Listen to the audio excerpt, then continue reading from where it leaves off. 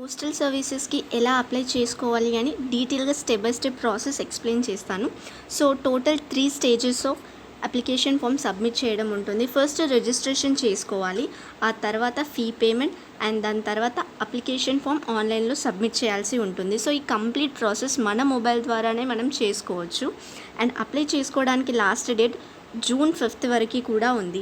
So first ఎవరైతే students apply చేసుకుంటున్నారో మీ 10th GP base చేసుకొని మాత్రమే రిక్రూట్మెంట్ అనేది ఉంటుంది. అప్లై చేసుకునే స్టూడెంట్స్కి క్వాలిఫికేషన్ ఎంతైనా ఉండొచ్చు, కాకపోతే వాళ్ళు బేసిక్ క్రైటీరియా ఏది కన్సిడర్ చేస్తారు అంటే జస్ట్ 10th క్లాస్.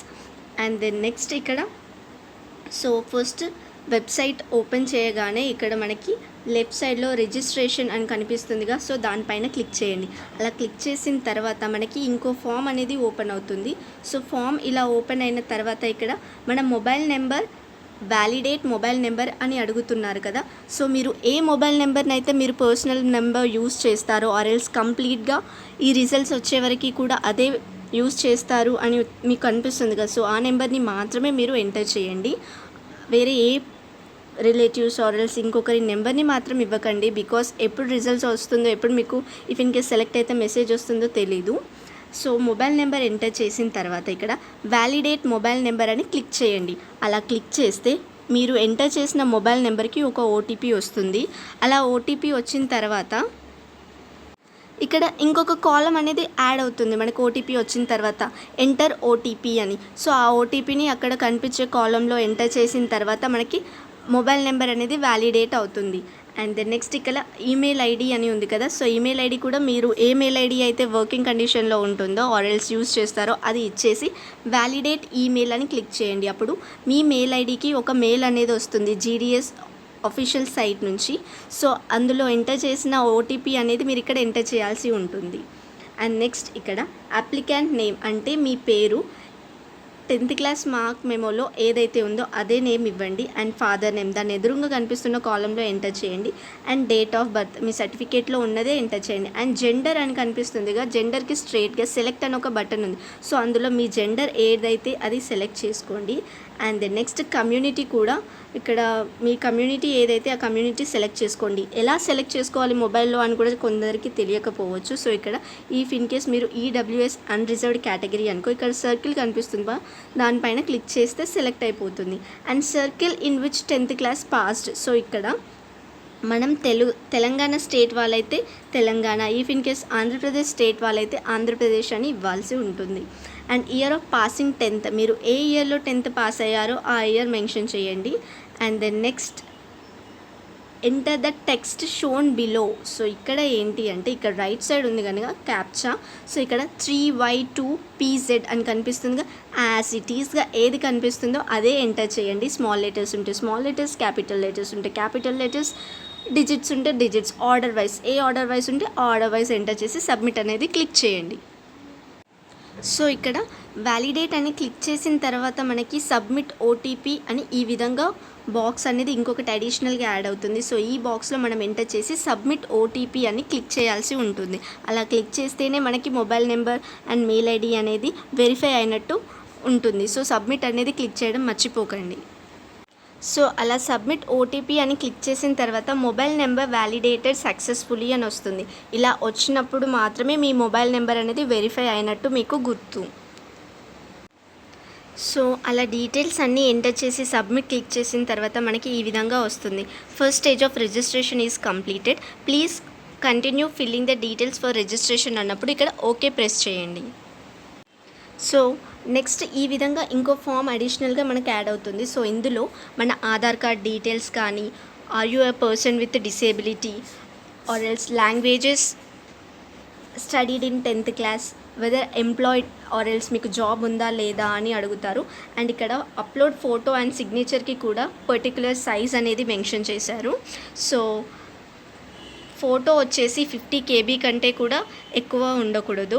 అండ్ వేరే సిగ్నేచర్ వచ్చేసి 20 KB మాత్రమే ఉండాలి సైజు. ఇఫ్ ఇన్ కేస్ మీకు ఎలా రీసైజ్ చేయాలి, ఎలా స్కాన్ చేయాలి అని తెలియనట్లయితే ఆల్రెడీ నేను ఒక వీడియో చేశాను, please check that. If possible నేను లింక్ డిస్క్రిప్షన్లో ప్రొవైడ్ చేస్తాను.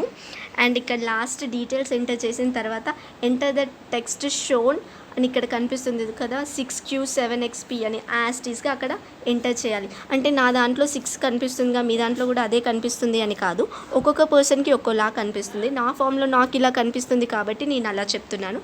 అండ్ దెన్ నెక్స్ట్ అక్కడ ప్రివ్యూ అని క్లిక్ చేస్తే ఒకసారి మనం ఏ డీటెయిల్స్ అయితే ఎంటర్ చేసామో అది ఒకసారి చెక్ చేసుకోవచ్చు.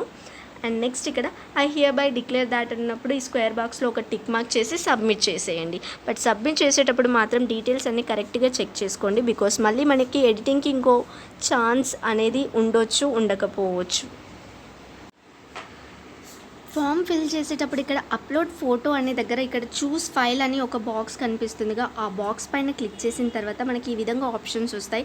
సో ఇక్కడ నేను ఫైల్స్ అని సెలెక్ట్ చేసుకుంటాను, సో దాట్ నా గ్యాలరీలో ఉండే ఫైల్స్ ద్వారా ఆర్ఎల్స్ ఫోల్డర్ ద్వారా నేను పిక్చర్ అనేది అప్లోడ్ చేస్తాను. బట్ మేక్ ష్యూర్ దాట్ మీరు అప్లోడ్ చేసేది ఇక్కడ మెన్షన్ చేసిన సైజ్లో మాత్రమే ఉండాలి. సో అలా సబ్మిట్ అని క్లిక్ చేసిన తర్వాత second stage of registration form అనేది కంప్లీట్ అయినట్టు. సో ఈ విధంగా ఫామ్ అనేది ఓపెన్ అవుతుంది. మనకి ఇక్కడ ప్రింట్ అనే ఒక ఆప్షన్ కనిపిస్తుందిగా, సో ఈ ఫామ్ అనేది కంపల్సరీగా ప్రింట్ తీసుకోవడం మాత్రం మర్చిపోకండి.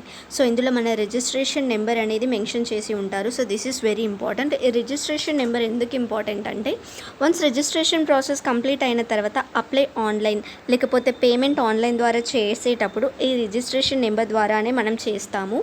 అండ్ ఆల్సో ఇన్ కేస్ ఫర్దర్గా మీరు సెలెక్ట్ అయినప్పుడు కూడా ఇది చాలా ఇంపార్టెంట్. సో ఇది జాగ్రత్తగా సేవ్ చేసుకోండి.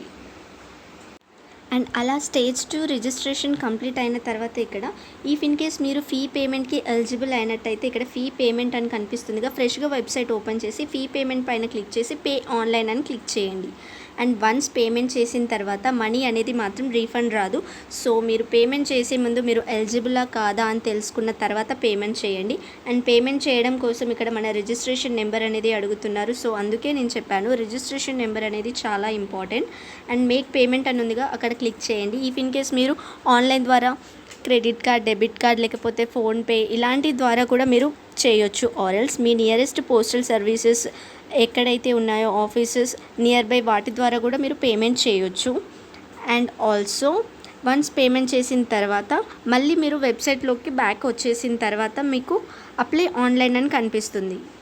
అండ్ వన్స్ పేమెంట్ చేసిన తర్వాత స్టేజ్ 3 అని కనిపిస్తుందిగా, అప్లై ఆన్లైన్. సో అక్కడ అప్లై ఆన్లైన్ దగ్గర క్లిక్ చేసిన తర్వాత సో నెక్స్ట్ మనకి ఆప్షన్స్ అనేవి సెలెక్ట్ చేసుకోవాల్సి ఉంటుంది. సో ఇక్కడ కూడా అప్లై ఆన్లైన్ అని క్లిక్ చేసిన తర్వాత మనకి 2 డీటెయిల్స్ అడుగుతున్నారు. ఒకటి మన registration number and second one వచ్చేసి సర్కిల్ అప్లయింగ్ ఫర్, అంటే మీరు ఏ స్టేట్కి అప్లై చేసుకుంటున్నారో ఆ స్టేట్ని మెన్షన్ చేయాల్సి ఉంటుంది. అండ్ దెన్ నెక్స్ట్ సబ్మిట్ అని క్లిక్ చేయండి. అప్పుడు మనకి ఇంకో ఫామ్ అనేది మన డీటెయిల్స్తో అండ్ మనం ఎక్కడ ఆప్షన్స్ పెట్టుకోవాలి అని కూడా ఓపెన్ అవుతుంది. అండ్ వన్స్ సబ్మిట్ అని క్లిక్ చేసిన తర్వాత మన మొబైల్ నెంబర్కి ఒక ఓటీపీ అనేది వస్తుంది. ఇది అప్లై ఆన్లైన్ అని క్లిక్ చేసినప్పుడు వచ్చే ప్రాసెస్. సో ఇక్కడ ఎంటర్ ఓటీపీ అనే దగ్గర మనం ఆ మొబైల్ నెంబర్కి వచ్చిన ఓటీపీని ఎంటర్ చేసిన తర్వాత మనకి ఇక్కడ కనిపిస్తున్న టెక్స్ట్ని మీరు ఎంటర్ చేయండి. సో దాట్ అలా సబ్మిట్ క్లిక్ చేసిన తర్వాత ఇంకొన్ని డీటెయిల్స్ అనేవి మనం ఎంటర్ చేయాల్సి ఉంటుంది. So communication address and permanent address. So communication address దగ్గర డోర్ నెంబర్ లేదా హౌస్ నెంబర్, స్ట్రీట్, సిటీ లేదా విలేజ్, మండల్ లేదా డిస్ట్రిక్ట్ అండ్ పిన్ కోడ్. ఈ స్టార్ మార్క్, రెడ్ మార్క్లో ఉన్న ప్రతి డీటెయిల్ కూడా ఎంటర్ చేయాలి, అది చాలా మ్యాండేటరీ. సో కమ్యూనికేషన్ అడ్రస్ అని ఎంటర్ చేసిన తర్వాత ఇక్కడ సేమ్ యాజ్ కమ్యూనికేషన్ అడ్రస్ అని ఒక బాక్స్ కనిపిస్తుందిగా, అది టిక్ చేస్తే పర్మనెంట్ అడ్రస్ కూడా సేమ్ వచ్చేస్తుంది అన్నమాట. అండ్ దెన్ నెక్స్ట్ ఇక్కడ క్వాలిఫికేషన్ డీటెయిల్స్ దగ్గరలో సెలెక్ట్ బోర్డ్, అంటే మీరు ఏ బోర్డ్ ద్వారా ఎగ్జామ్ అటెండ్ అయ్యారు అప్పుడు అని మెన్షన్ చేయాల్సి ఉంటుంది. సో ఇక్కడ చాలా ఉన్నాయి, 2012 తర్వాత గ్రేడ్స్ ఉన్నాయిగా. సో మేక్ ష్యూర్ మీరు ప్రాపర్ బోర్డ్ని సెలెక్ట్ చేసుకున్నట్టు. అండ్ సెలెక్ట్ రిజల్ట్ టైప్ అని కూడా ఎంటర్ చేయండి. ఫర్ ఎగ్జాంపుల్ ఇది ఒకవేళ ఆంధ్రప్రదేశ్ కంబైన్డ్గా ఉన్నప్పుడు అయితే మార్క్స్ కాబట్టి సెలెక్ట్ రిజల్ట్ టైప్ దగ్గర మార్క్స్ అని ఎంటర్ చేయాల్సి ఉంటుంది.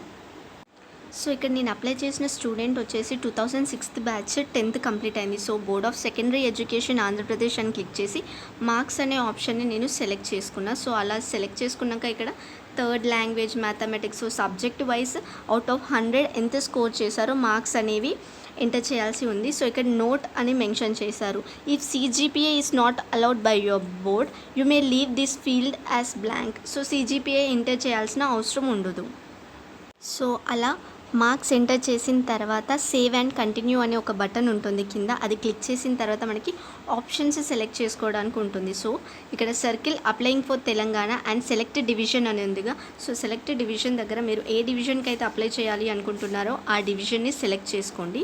అలా సెలెక్ట్ చేసుకున్న తర్వాత మనకి ఇక్కడ కొన్ని ఆప్షన్స్ వస్తాయి. సో ఏంటి అంటే ఇక్కడ మెన్షన్ చేసిన ప్లేసెస్కి ప్రిఫరెన్స్ అనేది నెంబర్ వైజ్ ఇవ్వాలి అన్నమాట. 1 2 3 అని నెంబర్ వైజ్ ఇచ్చిన తర్వాత ఎన్ని ఆప్షన్స్ ఉంటే అన్ని పెట్టుకున్న తర్వాత and then next please select circle for verification అని ఉన్నారు. సో వరంగల్ డివిజన్కి నేను అప్లై చేసుకుంటున్నాను కాబట్టి వరంగల్ డివిజన్ని సెలెక్ట్ చేసుకుంటున్నాను. And then next I hereby declare అని ఒక బాక్స్ ఉందిగా. సో దానిపైన టిక్ చేసి సేవ్ అండ్ ప్రింట్ అని క్లిక్ చేయండి. So this is all about how to apply step by step process. Maximum నేను క్లియర్గా ఎక్స్ప్లెయిన్ చేశాను ఈచ్ అండ్ ఎవ్రీ ప్రాసెస్. ఇంకా మీకు ఏమైనా డౌట్స్ కనుక ఉంటే కనుక నాకు కామెంట్ సెక్షన్లో మెన్షన్ చేయండి. అండ్ వీడియోని కంప్లీట్గా చూసిన తర్వాతే నిదానంగా అప్లై చేసుకోండి, తొందర ఏం లేదు. సో ఇది త్రూ మీ మొబైల్ ద్వారానే ఎలా అప్లై చేసుకోవడం అని నేను క్లియర్గా ఎక్స్ప్లెయిన్ చేశాను. I hope this video is useful. If in case ఈ వీడియో మీకు హెల్ప్ఫుల్గా అనిపించినట్లయితే లైక్ చేయండి so that it motivate us to do more videos, and please share this video to your friends and family members. Thank you.